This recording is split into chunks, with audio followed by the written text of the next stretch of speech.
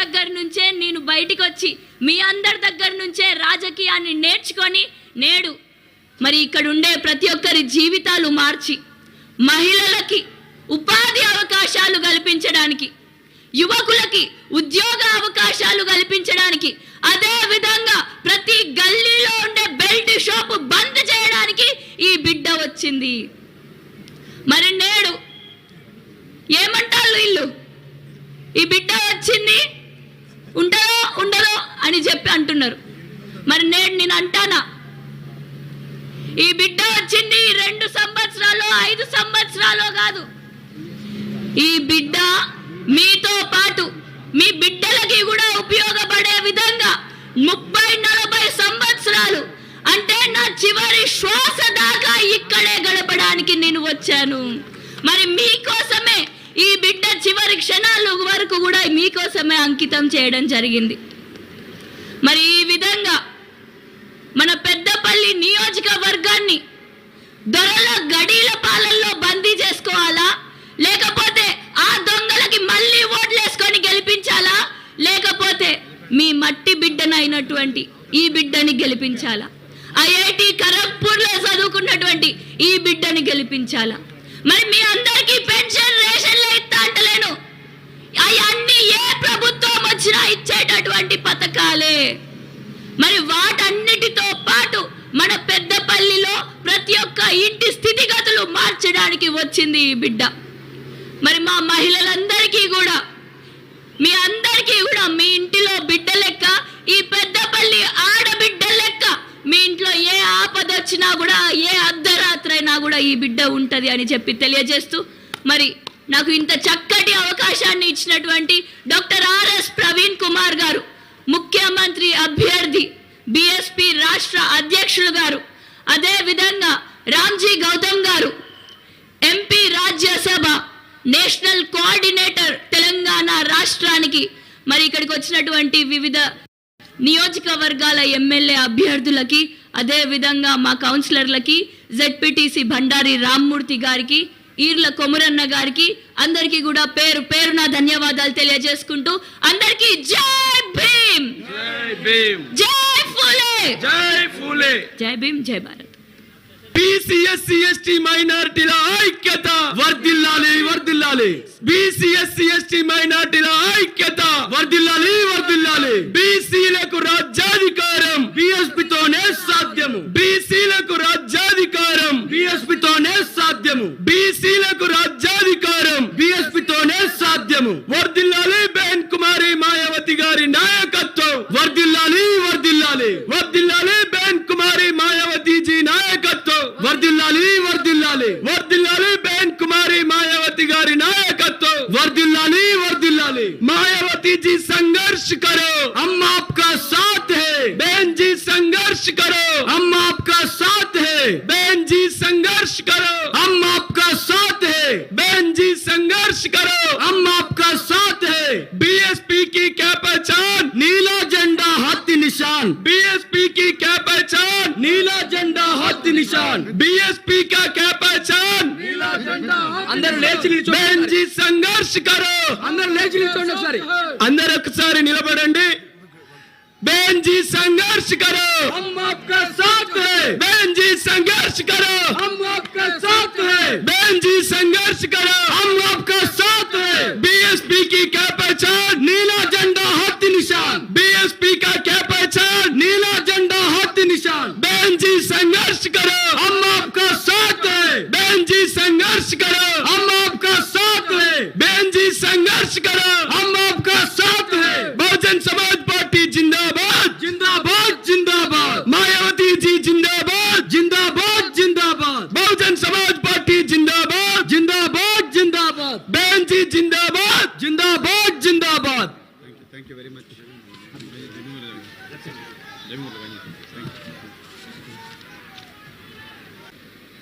ఈ రోజు తెలంగాణ గడ్డ మీద ఎంతో గొప్ప చరిత్ర ఉన్న పెద్దపల్లి పట్టణంలో మన తెలంగాణ ప్రజలందరినీ మరి ముఖ్యంగా ఈ పెద్దపల్లి జిల్లా, ఉమ్మడి కరీంనగర్ జిల్లా, ఆదిలాబాద్ జిల్లా, ఉత్తర తెలంగాణ ప్రజలను తరతరాలుగా జరుగుతున్న దోపిడీ నుండి, దౌర్జన్యాల నుండి, పేదరికం నుండి, అణచివేత నుండి విముక్తి చేయడం కోసం మనందరికీ ఒక గొప్ప ధైర్యం ఇవ్వడం కోసం, మనందరికీ ఒక దారి చూపించడం కోసం, మనందరినీ దొరల గడియల ముందర బాంచన్ కాల్మొక్తా అని అనే ప్రజల నుండి, బిడ్డ ఇన్ని సంవత్సరాలు మమ్మల్ని దోచుకున్నారు, మాకు రావలసిన సంపదను గుంజుకున్నారు, కానీ ఈరోజు మీరు ఏ గద్దెల మీదైతే కూర్చున్నారో, ఏ కుర్చీల మీద కూర్చొని మీరు మీ కుటుంబాలను అభివృద్ధి చేసుకున్నారో, ఆ కుర్చీల మీద మా పేద ప్రజలందరం బహుజనులం కూర్చుంటామని మనందరికీ ఉపదేశం ఇవ్వడానికి కోసం, సందేశం ఇవ్వడం కోసం, ధైర్యం ఇవ్వడం కోసం గత 40 సంవత్సరాల నుండి, ఒకటి కాదు రెండు కాదు, గత 40 సంవత్సరాల నుండి ప్రాణ త్యాగానికి కూడా సిద్ధమై మనందరికీ ఒకే ఒక గొంతుకగా మారిన ఉక్కు మహిళ, ఉత్తరప్రదేశ్కు 4 సార్లు ముఖ్యమంత్రిగా పనిచేసిన ఒక మహానేత, మాజీ రాజ్యసభ సభ్యురాలు, ఈ దేశంలో ఆత్మ గౌరవానికి, అదే విధంగా అన్ని వర్గాలకు, కేవలం ఒక దళిత వర్గాలకే కాదు, లేకపోతే గిరిజన వర్గాలకే కాదు, సమాజంలో ఉండే అన్ని అణచివేయబడ్డ వర్గాలకు ఆశాకిరణంగా మారిన మన మహానాయకురాలు బెహెన్జీ కుమారి మాయావతి గారు నేడు పెద్దపల్లి గడ్డ మీద కాలు మోపినందుకు వారికి మీ అందరి తరపున, మనందరి తరపున, తెలంగాణ ప్రజలందరి తరపున గట్టిగా చప్పట్లతో స్వాగతం పలకాల్సిందిగా కోరుకుంటున్న మిత్రులారా. గట్టిగా చప్పట్లు కొట్టండి మిత్రులారా. చాలా చాలా ధన్యవాదాలు మిత్రులారా. ఈరోజు మన జాతీయ నాయకురాలు, కాబోయే ప్రధానమంత్రి మనందరి ప్రయోజనాలను, కేవలం మన ప్రయోజనాలు మాత్రమే కాదు, మన రాబోయే తరాల భవిష్యత్తును దృష్టిలో పెట్టుకొని మనందరి రాబోయే తరాలను కాపాడడం కోసం మళ్ళీ కూలీ చేసే కుటుంబాల్లో మళ్ళీ కూలీ బిడ్డలు పుట్టకూడదు, కైకీలు చేసుకునే కుటుంబాల్లో మళ్ళీ కైకీలు చేసుకునే బిడ్డలు పుట్టకూడదు, రేకుల షెడ్లల్లో బతుకుతున్న బిడ్డల్లో మళ్ళీ కుటుంబాల్లో మళ్ళీ రేకుల షెడ్లలో మరి బతికే బిడ్డలు ఉండకూడదు. అదేవిధంగా కష్టాలు ఉండకూడదు, కన్నీళ్ళు ఉండకూడదు. మన బిడ్డలు బతుకుతారు కోసం మళ్ళీ గల్ఫ్కో ఇంకెక్కడో పోయి బాంచన్ కాల్మొక్తా అంటూ బతకొద్దు. మళ్ళీ ఆటో డ్రైవర్ల కుటుంబాల్లో మళ్ళీ ఆటో డ్రైవర్లు పుట్టొద్దు, బీడీలు చేసుకునే కుటుంబాల్లో మళ్ళీ బీడీలు చేసుకునే బిడ్డలు పుట్టొద్దు. మరి డప్పులు కొట్టిన చేతులు డాలర్లు సంపాదించాలని, కళ్ళు గీసిన చేతులు కంప్యూటర్లతో ఆడుకోవాలని చెప్పేసి, మరి ఎర్ర బస్సు ఎక్కలేని బిడ్డలు ఎయిర్ బస్సు ఎక్కాలని ఇవాళ మన బెహెన్జీ గారు మరి దయతో ఇవాళ పెద్దపల్లి గడ్డ మీదకి వచ్చి ఉత్తర తెలంగాణ ప్రజలందరినీ కూడా ఉద్దేశించి ప్రసంగించడానికి వచ్చారు. మిత్రులారా, ఈరోజు మరి ఈ వేదిక మీద ఉన్న మన బహుజన బిడ్డలు, మన మట్టి బిడ్డలు, మన గుడిసెలల్లా రెక్కాడితే డొక్కాడని కుటుంబాల పుట్టిన బిడ్డలు మరి మన ఎమ్మెల్యేలుగా బెహెన్జీ కుమారి మాయావతి గారి ఆశీర్వాదంతో ఇప్పుడు ఎమ్మెల్యే అభ్యర్థులుగా తరతరాలుగా మనను దోపిడీ చేసి వాళ్ళ గుమ్మిలల్లా వేల కోట్ల రూపాయలు దాచుకున్న దొరలు, బంగారాన్ని దాచుకున్న దొరలు, ఆ దొరల గడీలతోని తలబడబోతున్న మన బిడ్డలు పెద్దపల్లి నియోజకవర్గం నుంచి దాసరి ఉష, అదేవిధంగా మంతని నియోజకవర్గం నుంచి, పెద్దపల్లి నియోజకవర్గం నుంచి దాసరి ఉష ఐఐటి ఖరగ్పూర్లో చదివి బహెన్జీ కుమారి మాయావతి గారి నాయకత్వంతో ప్రభావితులై నాకు సాఫ్ట్వేర్ ఇంజనీర్ కాదు, నేను బహెన్జీ గారి బాటలో నడుస్తాను, ఈ సమాజంలో ఉన్న తారతమ్యాలను అన్నిటిని కూడా మరి రూపుమాపి ఒక గొప్ప సమాజాన్ని నిర్మిస్తానని చెప్పేసి వచ్చిన దాసరి ఉష గారు, అదేవిధంగా మంథని నియోజకవర్గం నుంచి వచ్చిన చల్లా నారాయణ రెడ్డి గారు, అదేవిధంగా రామగుండం నియోజకవర్గం నుంచి వచ్చిన మన సింగరేణి బిడ్డ అంబటి నరేష్ యాదవ్ గారు, అదేవిధంగా గజ్వేలు నుంచి వచ్చిన మరో బీసీ బిడ్డ పద్మశాలి బిడ్డ జక్కని సంజయ్ కుమార్ గారు, మరి మానకొండూరు నుంచి ఇక్కడ మానకొండూరులో పోటీ చేస్తున్న బహుజన్ సమాజ్ పార్టీ సీనియర్ నాయకులు అడ్వకేట్ నిషాని రామచంద్రన్ గారు, అదేవిధంగా ధర్మపురి గడ్డ మీద మరి బహుజన్ సమాజ్ పార్టీ టికెట్ మీద పోటీ చేస్తున్న నక్కా విజయ్ కుమార్ గారు, వీళ్ళందరినీ ఆశీర్వదించడం కోసం మరి బహెన్జీ కుమారి మాయావతి గారు మన మధ్యలో ఉన్నారు. ఇప్పుడు నేను పెద్దపల్లి అభ్యర్థి, అదేవిధంగా పెద్దపల్లి పట్టణ సభ్యులందరినీ కూడా, పార్టీ సభ్యులందరినీ కూడా, పార్టీ సీనియర్ నాయకులందరినీ కూడా బహెన్జీ కుమారి మాయావతి గారిని మరి గజమాలతో సత్కరించాల్సిందిగా ఈ సందర్భంగా కోరుకుంటున్నా.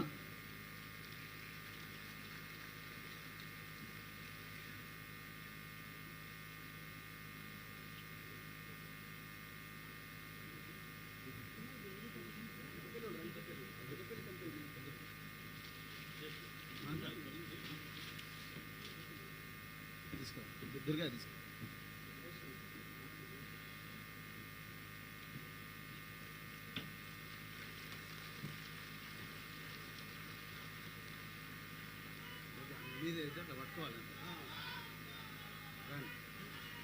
పట్టుకో తీసుకో.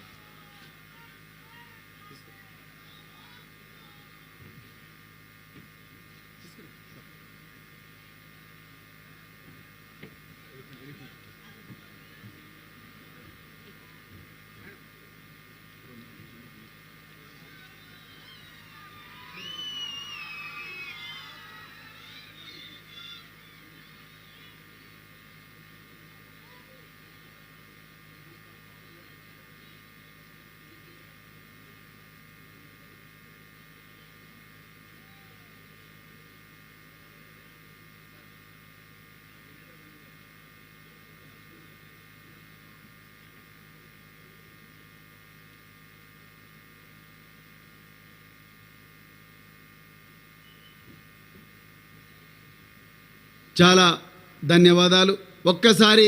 మరొక్కసారి మన జాతీయ అధ్యక్షురాలు ఉక్కు మహిళ బహెన్జీ కుమారి మాయావతి గారికి గట్టిగా ఒక్కసారి చప్పట్లు కొట్టండి మిత్రులారా. గట్టిగా మన దృఢ నిశ్చయం, అంకిత భావం, మన మొండితనం, మడమ తిప్పని తత్వం ఉత్తర తెలంగాణ రక్తంలో ఉన్నది, ఇక్కడి నీళ్ళల్లో ఉన్నది, మానేరు వాగులో ఉన్నది, రామగిరి కిల్లలో ఉన్నది, కుక్కల గూడూరులో ఉన్నది, కాల్వ శ్రీరాంపూర్లో ఉన్నది, పూసాలలో ఉన్నది, ఎలిగేడులో ఉన్నది, జూలపల్లిలో ఉన్నది, ధూళి కట్టలో ఉన్నది. అవునా కాదా?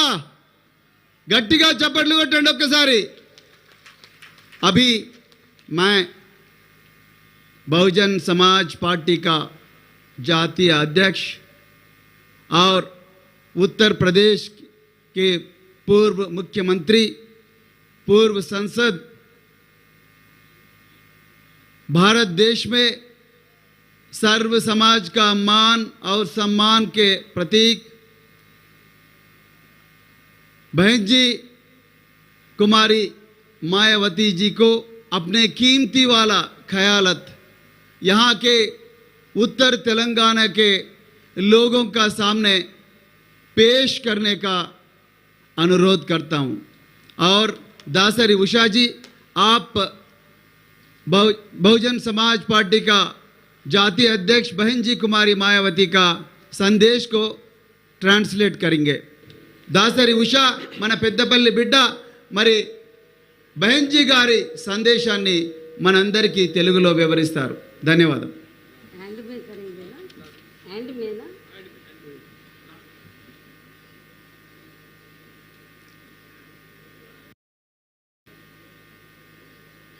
चुनावी जनसभा में इकट्ठा हुए बीएसपी के सभी छोटे बड़े पदाधिकारी एवं कार्यकर्तागण, आज आप लोग यहाँ तेलंगाना स्टेट में विधानसभा के लिए हो रहे आम चुनाव में अपनी पार्टी के उम्मीदवारों के समर्थन में व खासकर पार्टी के यहाँ state president Shri RS Praveen Kumar, जो काबिल, ईमानदार, मिशनरी व निष्ठावान भी हैं, ये भी चुनाव लड़ रहे हैं और इनको आप लोग अपना मुख्यमंत्री बनाने के खास उद्देश्य के साथ ही मुझे सुनने के लिए यहाँ इकट्ठा हुए हैं, तो उसके लिए मैं आप सभी लोगों का हार्दिक दिल से आभार प्रकट करती हूँ। हालांकि इनकी कामयाबी के लिए यहाँ के स्थानीय कोऑर्डिनेटर व नेताओं के साथ साथ केंद्रीय स्टेट कोऑर्डिनेटर एवं राज्यसभा सांसद श्री रामजी गौतम भी पूरे जी जान से लगे हुए हैं। इनकी भी मैं बहुत बहुत आभारी हूँ। और अब मैं यहाँ हो रहे विधानसभा आम चुनाव में ये कहना चाहूँगी कि हमारी पार्टी ये चुनाव आपके तेलंगाना प्रदेश की अधिकांश विधानसभा की सीटों पर अकेले अपने बलबूते पर ही पूरी तैयारी व दमदारी के साथ ये चुनाव लड़ रही है। इसके साथ ही हमने बीएसपी से जुड़ने की तादाद को ध्यान में रखकर फिर उसी अनुपात में ही यहाँ सर्व समाज के लोगों को टिकट भी दिए हैं। लेकिन अब मैं आप लोगों का ध्यान यहाँ हो रहे विधानसभा आम चुनाव में अपनी पार्टी बीएसपी को कामयाब बनाने के लिए कुछ ज़रूरी बातों की तरफ दिलाना चाहती हूँ। और इस संदर्भ में सबसे पहले मैं आप लोगों को ये कहना चाहूँगी कि आज़ादी के बाद इस लंबी अवधि में भी यहाँ सभी विरोधी पार्टियों की रही सरकारों में आपके प्रदेश सहित पूरे देश में भी सर्व समाज में से विशेषकर SC, ST, OBC, मुस्लिम व अन्य धार्मिक अल्पसंख्यकों के साथ साथ गरीबों, मजदूरों, किसानों, व्यापारियों एवं अन्य मेहनतकश लोगों का भी सही से विकास व उत्थान आदि नहीं हो सका है, जिनकी सरकारों की नीतियों व कार्यशैली को अब इन्हें और ज़्यादा आजमाने की ज़रूरत नहीं है। और इस मामले में खासकर मैं SC, ST व OBC वर्गों के लोगों को ये भी बताना ज़रूरी समझती हूँ कि इन्हें परम पूज्य बाबा साहब डॉक्टर भीमराव अंबेडकर के कड़े संघर्ष एवं अथक प्रयासों से भारतीय संविधान के तहत मिले कानूनी अधिकारों में से खासकर सरकारी नौकरियों में जो आरक्षण की सुविधा मिली है, तो उसे भी यहाँ शुरू से ही इन वर्गों के प्रति हीन व जातिवादी मानसिकता रखने वाली सभी विरोधी पार्टियों की रही सरकारें प्रभावहीन बनाने में तथा इसे अब धीरे धीरे खत्म करने की भी पूरी कोशिश में लगी हुई हैं। यही मुख्य वजह है कि देश में आज़ादी के बाद व शुरू में केंद्र व अधिकांश राज्यों में भी काफ़ी लंबे समय तक सत्ता में आसीन रही कांग्रेस पार्टी ने और अब पिछले कुछ वर्षों से केंद्र एवं काफ़ी राज्यों में भी बीजेपी व अन्य विरोधी पार्टियों की भी रही सरकारों ने इनका ये आरक्षण का कोटा अभी तक भी पूरा नहीं किया है। पदोन्नति में आरक्षण को तो इन्होंने मान्य कोर्ट की आड़ में काफ़ी हद तक खत्म ही कर दिया है और इस मामले में लगभग यही खराब स्थिति हमें यहाँ आपके तेलंगाना प्रदेश में भी देखने के लिए मिल रही है। इसके साथ ही अब इन वर्गों के लोगों को प्राइवेट सेक्टर में आरक्षण दिए जाने की व्यवस्था किए बिना ही केंद्र व राज्यों में भी ज़्यादातर सरकारी कार्य यहाँ प्राइवेट सेक्टर के जरिए देश के अधिकांश बड़े बड़े पूंजीपतियों व धन्ना सेठों को ही दिए जा रहे हैं, जिसके कारण अब पूरे देश में इन वर्गों के लोगों को आरक्षण का बहुत कम ही लाभ मिल पा रहा है और इससे अब पूरे देश में SC ST के साथ साथ OBC वर्गों को भी काफ़ी ज़्यादा नुकसान हो रहा है। और यहाँ मैं आप लोगों को ये भी कहना चाहूँगी कि कांग्रेस के वरिष्ठ नेता तो इस समय चुनाव के दौरान SC ST व OBC वर्गों का वोट लेने के लिए ये बड़े पैमाने पर प्रचार कर रहे हैं अपनी चुनावी जनसभाओं में कि जातीय जनगणना होनी चाहिए। लेकिन आप लोगों को ये मालूम होना चाहिए जो जातीय जनगणना कराने की बात कर रहे हैं तो उनको अपने लोगों को ये मालूम होना चाहिए और कांग्रेस के नेताओं को मैं बताना चाहती हूँ कि जो आज ये लोग जाति जनगणना की बात कर रहे हैं, जब केंद्र में कांग्रेस पावर में थी अंग्रेजों के जाने के बाद लंबे अरसे तक पावर में रही तो अति पिछड़े वर्ग के लोगों ने SC ST की तरह तो अपने लिए भी आरक्षण की मांग की कि केंद्र की सरकार को रिजर्वेशन उन्हें भी देना चाहिए, लेकिन कांग्रेस की सरकार ने उनकी मांग को स्वीकार नहीं किया। पहले काका कालेलकर कमीशन बना, उसकी रिपोर्ट रद्दी की टोकरी में डाल दी, उसको उन्होंने लागू नहीं किया। फिर मंडल कमीशन की रिपोर्ट आई, उसको भी लागू नहीं किया। तो जो कांग्रेस पार्टी आज SC ST OBC को के मामले में, खासकर OBC के मामले में जातीय जनगणना करा के उनको रिजर्वेशन देने की बात कर रही है कि उनको उनका हक मिलना चाहिए, तो जब मंडल कमीशन की रिपोर्ट आई तो उसको उन्होंने लागू नहीं किया। और मंडल कमीशन की रिपोर्ट को हमारी पार्टी बनी थी तो पूरे देश में हमारी पार्टी ने इसको लागू कराने के लिए केंद्र की सरकार पर, कांग्रेस पर दबाव बनाने के लिए हमने काफ़ी एजिटेशन किया, लेकिन कांग्रेस ने उसे स्वीकार नहीं किया, मंडल कमीशन की रिपोर्ट को माना नहीं। लेकिन हमारी पार्टी बनी थी और 1989 में हमारे कई मेंबर पार्लियामेंट पहली बार जीत कर आए। 1984 में पार्टी बनी, 89 में हमारे कई मेंबर पार्लियामेंट लोकसभा में जीत कर आए। मैं खुद भी यूपी से, बिजनौर से लोकसभा की पहली बार मेंबर पार्लियामेंट बनी, तो हमारे कई MP जीत कर आए। तो उस समय केंद्र में कांग्रेस सत्ता से बाहर हुई, श्री BP सिंह के नेतृत्व में मिली जुली सरकार बनी।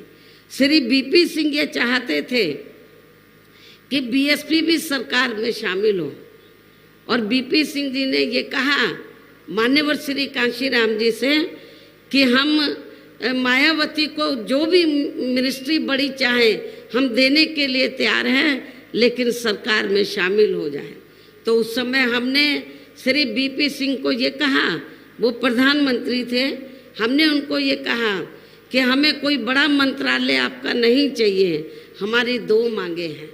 पहली मांग ये है कि मंडल कमीशन की रिपोर्ट को लागू करो, जो कांग्रेस ने लागू नहीं की है, और दूसरी मांग ये है कि हमारे लोग कांग्रेस से ये लंबे अरसे से मांग करते रहे कि जिन्होंने भारतीय संविधान बनाया तो बाबा साहब को भारत रत्न की उपाधि से सम्मानित किया जाना चाहिए। हमारी 2 मांगे स्वीकार कर लो, हमें मिनिस्ट्री नहीं चाहिए, हम आपको समर्थन दे देंगे। श्री BP सिंह की सरकार ने हमारी इन दोनों मांगों को मान लिया।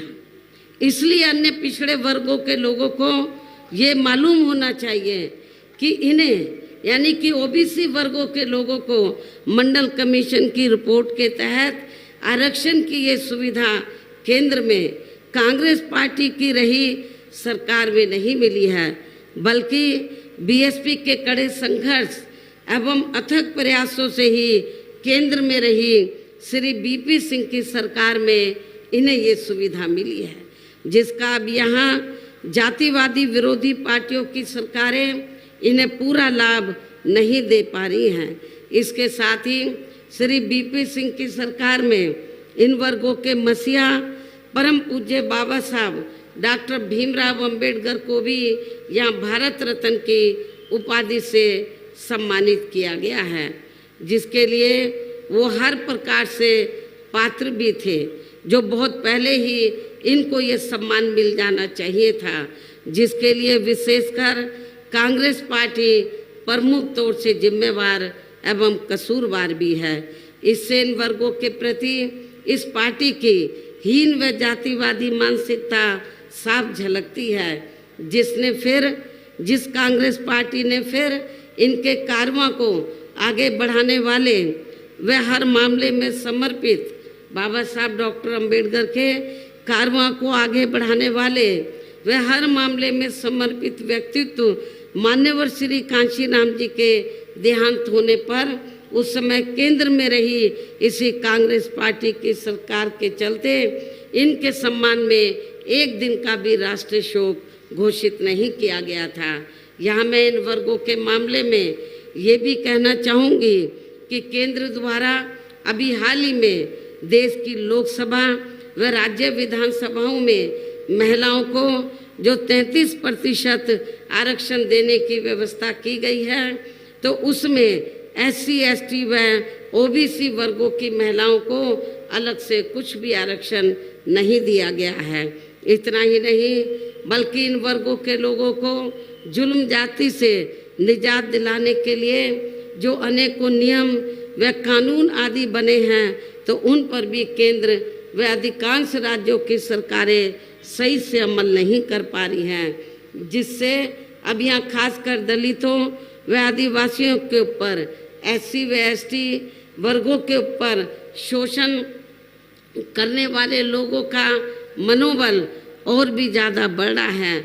और ये सब हमें यहाँ के तेलंगाना प्रदेश में भी काफ़ी कुछ देखने के लिए मिल रहा है।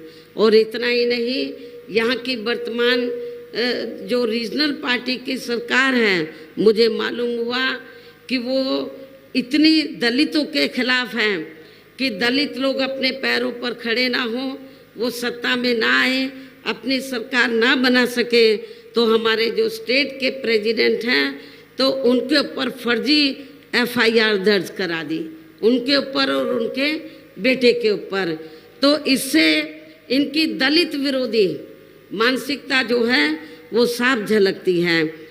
तो इसी प्रकार हमें पूरे देश में मुस्लिम व अन्य धार्मिक अल्पसंख्यक समाज के लोगों की भी हालत कोई खास अच्छी नज़र नहीं आती है। इसके साथ साथ अपर कास्ट समाज में से खासकर गरीब लोगों की भी आर्थिक स्थिति अभी भी पूरे देश में यहाँ काफ़ी ज़्यादा खराब व दयनीय हालत में बनी हुई है। इनके अलावा आपके प्रदेश सहित पूरे देश में सर्व समाज में से विशेषकर यहाँ गरीब, मजदूर, किसान, कर्मचारी, छोटे व्यापारी एवं अन्य मेहनतकश लोग भी अपनी विभिन्न समस्याओं को लेकर अभी भी हमें काफ़ी ज़्यादा दुखी ही नज़र आते हैं। इनमें से किसान वर्ग तो केंद्र की वर्तमान भाजपा सरकार द्वारा बनाई गई इनकी गलत नीतियों के कारण काफ़ी ज़्यादा परेशान व आंदोलित भी रहा है। लेकिन इन सब की मुख्य वजह हमारी पार्टी केंद्र व आपके तेलंगाना स्टेट में भी यहाँ अब तक की रही सभी विरोधी पार्टियों की सरकारों की जातिवादी, पूंजीवादी व संकीर्ण मानसिकता के तहत बनाई गई उनकी नीतियों, उनकी गलत नीतियों एवं गलत कार्य प्रणाली को ही काफ़ी हद तक जिम्मेवार मानकर चलती है। और इस मामले में खासकर इनकी गलत आर्थिक नीतियों की वजह से ही आए दिन या पूरे देश में गरीबी, बेरोजगारी व महंगाई आदि भी काफ़ी ज़्यादा बढ़ रही है, जिससे आपका अपना प्रदेश भी प्रभावित ये प्रदेश भी प्रभावित हो रहा है। इसके साथ साथ अब अपने देश में भ्रष्टाचार भी हर स्तर पर काफ़ी ज़्यादा बढ़ रहा है, जिससे आपका खुद का अपना तेलंगाना प्रदेश भी अछूता नहीं रहा है। और इन सब के लिए हमारी पार्टी आज़ादी के बाद से लेकर अभी तक केंद्र व देश के अधिकांश राज्यों में तथा आपके खुद के अपने तेलंगाना प्रदेश में भी ज़्यादातर सत्ता यहाँ गलत पार्टियों में से खासकर कांग्रेस यहाँ की रीजनल पार्टी को ही काफ़ी हद तक जिम्मेवार मानकर चलती है, क्योंकि जब ये तेलंगाना अलग से स्टेट नहीं था, आंध्रा का हिस्सा होता था, तो कांग्रेस पार्टी यहाँ सत्ता में लंबे अरसे तक आसीन रही।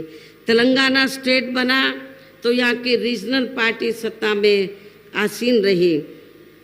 और जब ये अलग से स्टेट बन रहा था तो आप लोगों को मैं ये बताना चाहती हूँ कि बहुजन समाज पार्टी ने पार्लियामेंट के अंदर और आपके यहाँ तेलंगाना क्षेत्र में भी तो इसका विरोध नहीं किया था, इसका समर्थन किया था। और जब ये विधेयक आया पार्लियामेंट में तो हमने उसके समर्थन में वोट दिया था। तो ये भी आप लोगों को मालूम होना चाहिए, जबकि पूरे देश में बीएसपी ही अकेली एक ऐसी पार्टी है जो सर्व समाज के लोगों की सभी समस्याओं का समाधान करके उन्हें हर मामले में हर स्तर पर यह खुशहाल बना सकती है। और इसी आधार पर चलकर ही आबादी के हिसाब से देश के सबसे बड़े प्रदेश अर्थात उत्तर प्रदेश में तो 4 बार हमारी पार्टी ने अपने नेतृत्व में वहाँ सरकार बनाई है। 4 बार वहाँ अपने नेतृत्व में सरकार बनाई है। और हमने अपनी सभी चारों रही सरकारों में अपनी पार्टी की विचारधारा एवं सिद्धांतों के तहत चलकर वैसे तो वहाँ सर्व समाज के हितों का पूरा ध्यान रखा है, लेकिन सभी मामलों में प्राथमिकता पहले हमने वहाँ सर्व समाज में से विशेषकर उन वीकर सेक्शन के लोगों को तथा गरीब एवं असहाय लोगों को ही दी है, जिनके वहाँ हर मामले में व हर स्तर पर सभी विरोधी पार्टियों की रही सरकारों में उनकी हीन, जातिवादी, संकीर्ण व पूंजीवादी सोच होने के कारण काफ़ी ज़्यादा उपेक्षा की गई है।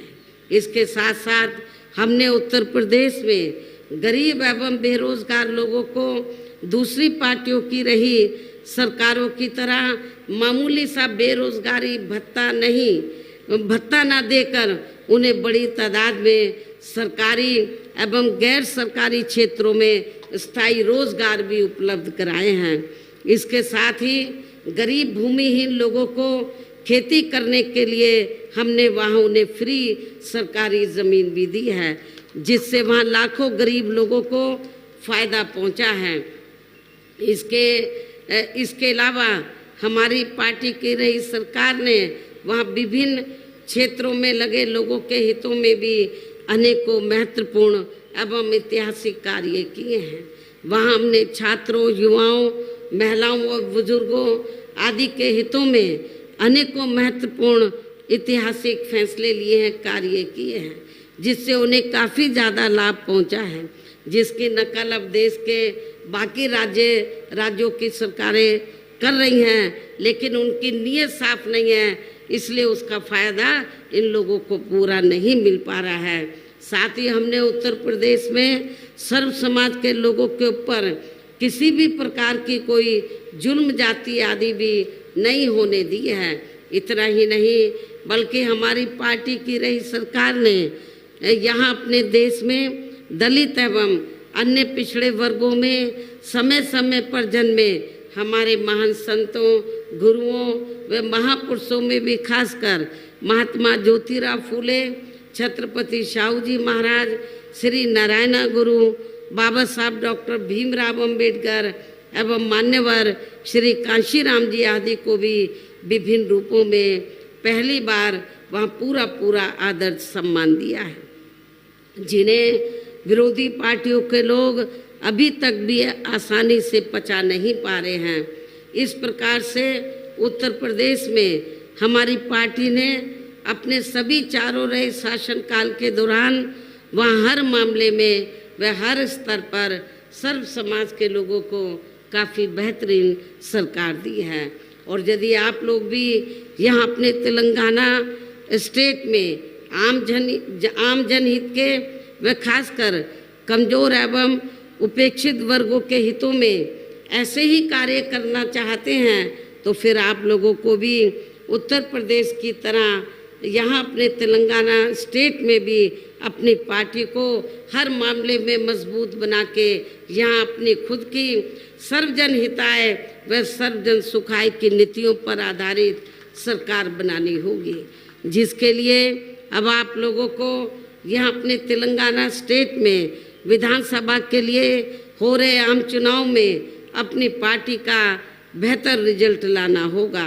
और इसके लिए आप लोगों को वोट पड़ने तक यहाँ की रीजनल पार्टी जो सत्ता में है, यहाँ की सत्ताधारी पार्टी व अन्य सभी विरोधी पार्टियों के साम दाम दंड भेद आदि अनेकों हथकंडों से भी जरूर सावधान रहना है।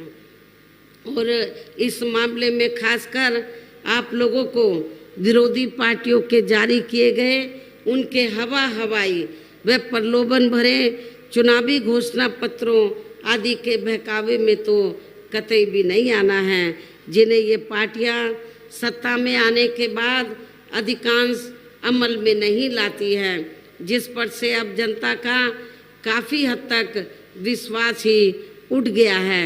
इसलिए हमारी पार्टी किसी भी चुनाव में अपना कोई भी चुनावी घोषणा पत्र आदि जारी नहीं करती है। वैसे भी हमारी पार्टी कहने में बहुत कम बल्कि कार्य करके दिखाने में ही ज़्यादा विश्वास रखती है। और अब मेरा यही कहना है कि आप लोगों को अपने खुद के व अपने तेलंगाना स्टेट के भी हित में यहाँ अपनी पार्टी बीएसपी की ही सरकार बनाना बहुत ज़रूरी है।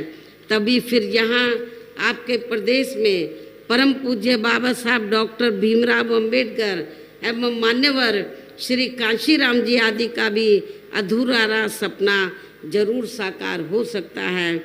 इसके साथ ही तभी फिर यहाँ अपनी पार्टी के स्टेट प्रेसिडेंट व हर मामले में कुशल नेतृत्व श्री आर.एस. परवीन कुमार को भी तेलंगाना स्टेट का मुख्यमंत्री बनाया जा सकता है, जिन्होंने अपनी आईपीएस की सरकारी नौकरी से इस्तीफा देकर व वीआरएस लेकर अब ये पूरे जी जान से अपनी पार्टी को यहाँ मजबूत बनाने में लगे हैं, जिसे भी खास ध्यान में रखकर अब आप लोगों को श्री आर.एस. परवीन कुमार व पार्टी के अन्य सभी उम्मीदवारों को भी जो यहाँ मंच पर मौजूद हैं उन सभी को भी अपनी पार्टी के हाथी चुनाव चिन्ह के अपनी पार्टी का जो चुनाव चिन्ह हाथी है, हाथी चुनाव चिन्ह के सामने वाले बटन को दबाकर इनको जरूर जिताना है।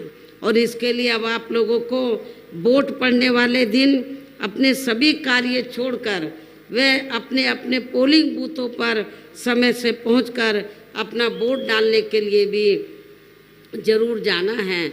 इस प्रकार से आप लोगों को अपनी पार्टी को कामयाब बनाने का हर संभव पूरा प्रयास करना है। इसके साथ ही यहाँ मैं ये भी कहना चाहूँगी, इस चुनाव के बाद मैं आपके स्टेट में व साथ लगे आंध्र प्रदेश में भी खासकर नौजवानों को तैयार करने के लिए पार्टी के नेशनल कोऑर्डिनेटर श्री आकाश आनंद को भी बीच में जरूर भेजती रहूँगी। मैं खुद भी इन दोनों राज्यों का दौरा करूँगी ताकि आपके इन दोनों राज्यों में पार्टी और भी ज़्यादा मजबूती के साथ आगे बढ़ती रहे। वैसे यहाँ आपके तेलंगाना स्टेट के party president Shri RS. Parveen Kumar भी अपनी पार्टी को मजबूत बनाने में यहाँ पूरे जी जान से लगे हैं। जिससे अब यहाँ हो रहे विधानसभा आम चुनाव में पहले से बेहतर रिजल्ट आने की भी पूरी संभावना है। तो इन्हीं ज़रूरी बातों के साथ ही अब मैं पुनः अपनी पार्टी के सभी उम्मीदवारों को जो आपके सामने यहाँ खड़े हैं, अपनी पार्टी के सभी उम्मीदवारों को बीएसपी का जो चुनाव चिन्ह हाथी है, हाथी चुनाव चिन्ह के सामने वाले बटन को दबाकर इनको भारी वोटों के अंतर से जिताने की पुरजोर अपील करते हुए अब मैं अपनी बात यही समाप्त करती हूँ। जय भीम, जय भारत।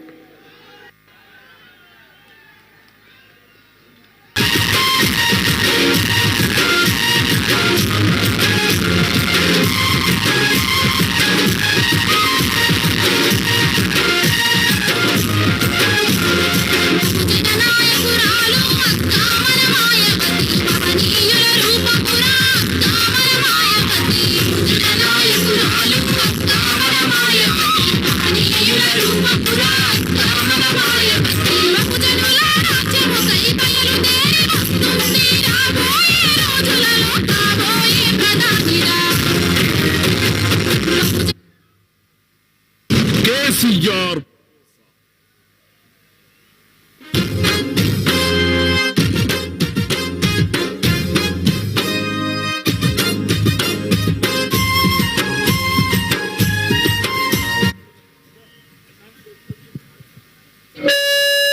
ఏను గుర్తుకే అక్క అక్క మాయవాతి అక్క నువ్వు దేశము యొక్క ఆశ జ్యోతివి అక్క నువ్వు దేశము యొక్క ఆశ జ్యోతివి అక్క అక్క అక్క మాయవాతి అక్క నువ్వు దేశము యొక్క ఆశ జ్యోతివి అక్క నువ్వు దేశము యొక్క ఆశ జ్యోతివి అక్క అక్క అక్క మాయవాతి అక్క నువ్వు దేశము యొక్క ఆశ జ్యోతివి అక్క నువ్వు దేశము యొక్క ఆశ జ్యోతివి అక్క అక్క అక్క మాయవాతి అక్క నువ్వు దేశము యొక్క ఆశ జ్యోతివి అక్క నువ్వు దేశము యొక్క ఆశ జ్యోతివి అక్క పెట్టారు ఆశయాలను మళ్ళీ పెట్టారు ఆశయాలను అమలు చేయించిన కాశీరామును చూసి చేయించిన కాశీరామును చూసి అక్క మాయవాతి